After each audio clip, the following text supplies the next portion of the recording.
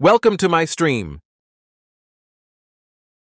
জীবনে যা কিছুই করো না কেন, নিজের সুখের চাবিকাঠি অন্যর হাতে তুলে দিও না।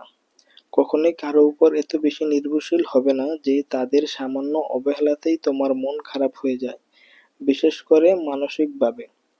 তোমার মন খারাপ, তাহলে মান্নাদের গান শোনো, নিজেদের জন্য এক কাপ ধোয়া ওঠা কফি বানাও, বিকেলের মিষ্টি রোদে আপন মনে হাঁটো, কিংবা প্রিয় লেখকের বইয়ে ডুবে থাকো।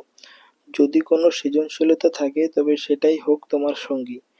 অন্যকে ব্যঙ্গ করে স্ট্যাটাস দেওয়া, নিজের দুঃখ দুর্বলতা সবার সামনে প্রকাশ করা, এগুলো কোনো পরিণত মানসিকতার পরিচয় নয়। খুব বেশি একা লাগলে বা মন খারাপ হলে ঘর অন্ধকার করে কিছুক্ষণ চুপচাপ বসে থেকেও প্রার্থনা করো। পুরনো স্মৃতি মনে করে হাসো, কাঁদো, কিংবা নিজের সাথে এমন একটা সম্পর্ক গড়ে তোলো যেন দুঃখের দিনগুলোতে কাউকে না পেলেও নিজেই নিজের সবচেয়ে কাছের বন্ধু হয়ে উঠতে পারো। যদি কোনো কাজে সফল হও, নিজেকে পুরস্কার করো। যদিও ব্যর্থ হও, নিজের সাথে একটু অভিমান করো, কিন্তু হাল ছাড়বে না। তবে কখনোই অন্যের চোখে নিজের পারফেকশন খোঁজার ভুল করো না।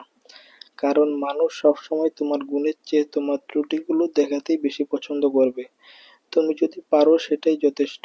একা রেস্টুরেন্টে বসে খাওয়াটা স্বাভাবিক মনে করো, একা পার্কে সময় কাটানোটা যেন হাস্যকর না লাগে।